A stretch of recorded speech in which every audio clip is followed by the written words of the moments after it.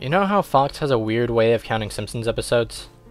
They refuse to count a couple of them, making the amount of episodes inconsistent. The reason for this is a lost episode from Season 1. Finding details about this missing episode is difficult. No one who was working on the show at the time likes to talk about it. From what has been pieced together, the lost episode was written entirely by Matt Groening. During the production of the first season, Matt started acting strangely. He was very quiet, seemed nervous and morbid. Mentioning this to anyone who was present results in them getting very angry, and forbidding you to ever mention it to Matt. I first heard of it at an event where David Silverman was speaking.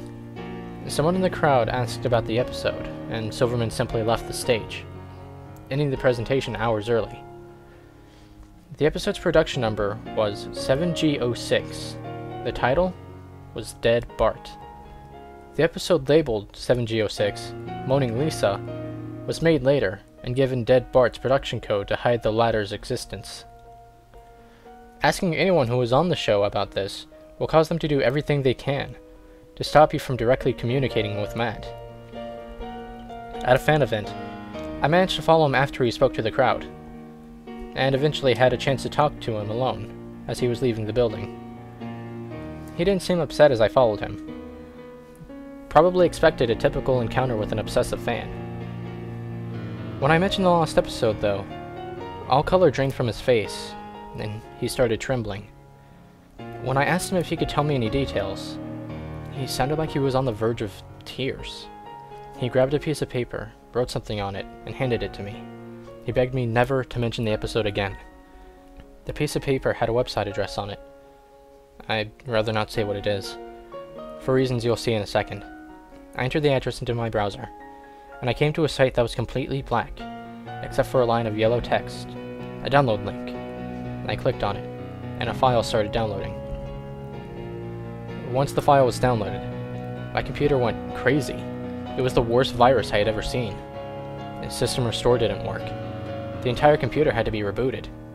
Before doing this, though, I copied the file onto a CD. I tried to open it on my now empty computer, and, as I suspected, there was an episode of The Simpsons on it. The episode started off like any other episode, but had very poor quality animation. If you've seen the original animation for Some Enchanted Evening, it was similar, but less stable. The first act was fairly normal, but the way the characters acted was a little off. Homer seemed angrier, Marge seemed depressed, Lisa seemed anxious, and Bart seemed to have a genuine anger and hatred for his parents. The episode was about the Simpsons going on a plane trip. Near the end of the first act, the plane was taking off. Bart was fooling around, as you'd expect. However, as the plane was about 50 feet off the ground, Bart broke a window on the plane and was sucked out.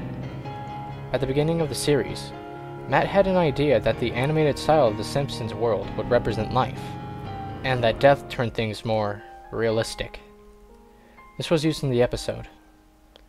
The picture of Bart's corpse was barely recognizable. They took full advantage of it not having to move, and made an almost photorealistic drawing of his dead body. Act 1 ended with a shot of Bart's corpse.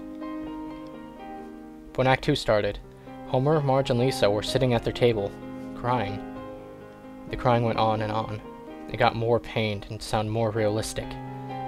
Better acting than you would think possible. The animation started to decay even more as they cried, and you could hear murmuring in the background. The characters could barely be made out. They were stretching and blurring. They looked like deformed shadows with random bright colors thrown on them. There were faces in the window, flashing in and out so you were never sure what they looked like.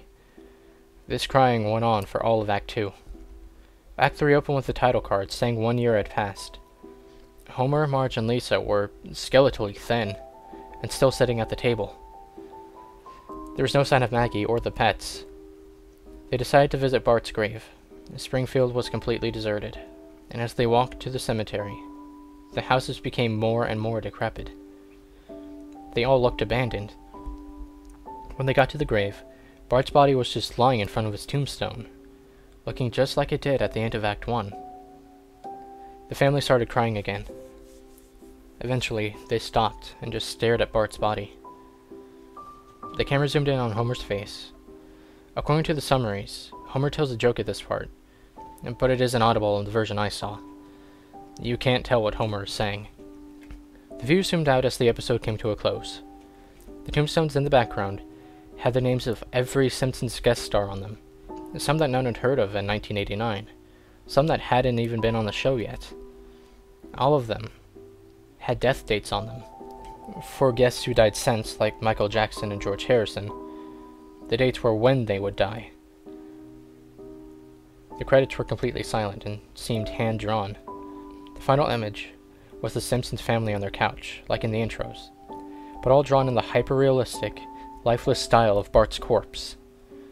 A thought occurred to me after watching the episode for the first time. You could try to use the tombstones to predict the death of living Simpsons guest stars, but there's something odd about most of the ones who haven't died yet. All of their deaths are listed as the same date.